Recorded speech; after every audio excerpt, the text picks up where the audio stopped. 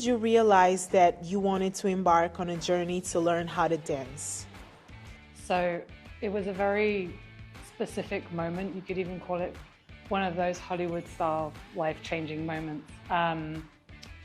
I was at a time in my life of extreme sadness and grief. I'd lost 3 people that I loved in the last 6 months, and I was desperately looking for something that would make me feel alive. After having a conversation with a friend, I closed my eyes and really tried to connect with this feeling of what would make me feel alive in a moment where I feel so numb. And there I saw myself liberated from my desk, out in the street, with people, with music, speaking Spanish, and dancing. And then it formed this idea of, why don't I quit my job and just go and dance in Latin America? What does dance mean to you, and how does it make you feel? So I think that dance is not really about dance. It's about being able to express yourself without feeling ashamed. We live in a society where every moment, or the curated moments of our life, are on social media. But when we dance, we have no other option but to be ourselves.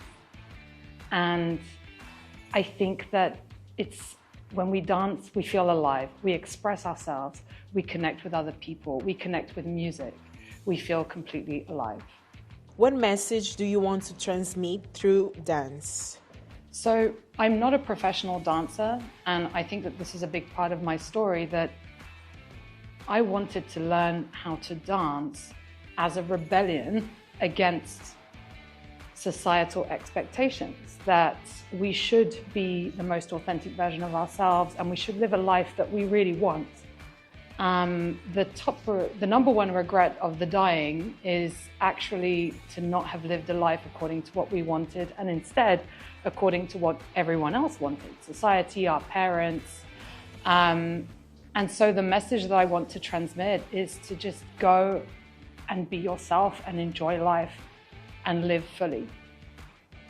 You worked as a researcher at the UN. Why did you decide to quit your job to dance? So it's interesting because my work at the UN was always around education and the societal role of education. And I specialize in education for happiness. And ironically, it was in that moment that I was probably the unhappiest in my life. And it was a very big risk. My career was going so well.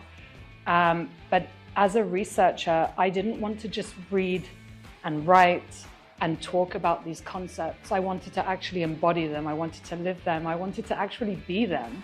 And so by quitting my job and going dancing, I started putting into practice all the things that I had studied, that I had given talks about, that I had presented on, that I had published research on. So I went from just talking the talk to not just walking the talk to actually dancing the talk. Looking back now, do you think it was worth quitting your job for a dream to learn to dance around the world? Do you have any regrets? Absolutely no regrets. I think it's one of the best decisions I've ever made in my life. It's not an easy one, but I don't think anyone ever regrets doing what's true to themselves.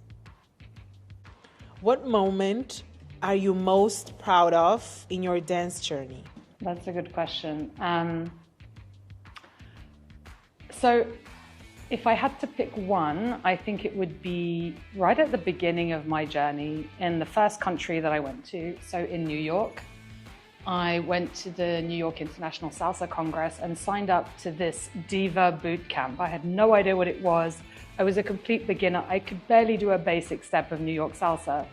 And suddenly I find myself in a very intense 3-day boot camp with semi-professional dancers. And every day more and more dropped out because we were going to perform on stage in front of 1,000 people made up of the most renowned salsa scene people of New York. But I never dropped out. I had to rehearse many more hours every day, but I made it until the end and still performed on stage, even though I was a beginner. What are the greatest difficulties that you encountered as a dance beginner? So I think, speaking for most dance beginners, because I think nearly everyone goes through the same journey, The first step is to let go of shame. A lot of people are ashamed to dance in front of others because they don't want to look stupid and they're worried about what other people think about them. Letting go of that shame, not just to express yourself or to see your own body moving, but also to make mistakes. When you learn how to dance, you fail consistently. It's one of the most difficult hobbies to learn. It's some people compare it to surfing. You have to be okay with a tiny bit of progress each time. What are your future ambitions in dancing and in spreading your message? So many different ambitions, I guess. I really think that we live in a society that is living from the head up. We're in our minds all the time.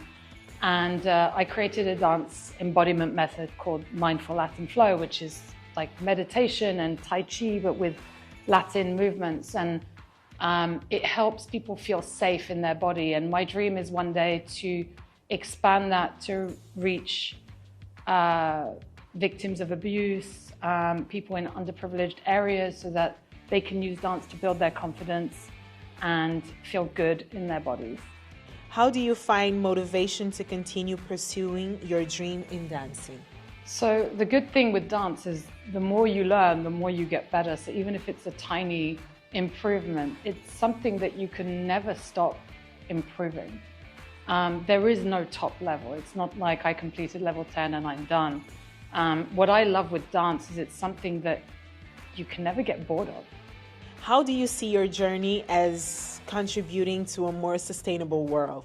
So we often think about sustainability in terms of more concrete environmental aspects like water and recycling, but actually it all comes from human actions and attitudes. And my background as a researcher is in social and emotional skills and competencies. So the connection that I see is when you develop those competencies, which dance helps you to develop, you become more empathetic, more caring, more responsible. And then you develop those behaviors, which imagine if every human on this planet suddenly started changing their behaviors to live in a more environmentally friendly way. Can you tell us about how your dance journey links back to your career at the UN? My career at the UN was on researching education and, as I mentioned, these social and emotional competencies. What I found was that dance is I think it's the only tool that uses every single form of human intelligence. If you know Howard Gardner's theory of multiple intelligences, it mobilizes everything. And honestly, I think it should be compulsory in schools, and already doctors are starting to prescribe dance lessons for major mental health issues. What is the most valuable lesson you've learned along the way and in your life? The most valuable lesson is that we need to define success based on what truly matters to us, not what society tells us success should look like. How do you connect to your inner savage? My inner savage is all about feeling completely alive. And the best way to do that is singing my heart out, dancing and jumping, and being completely in the present moment.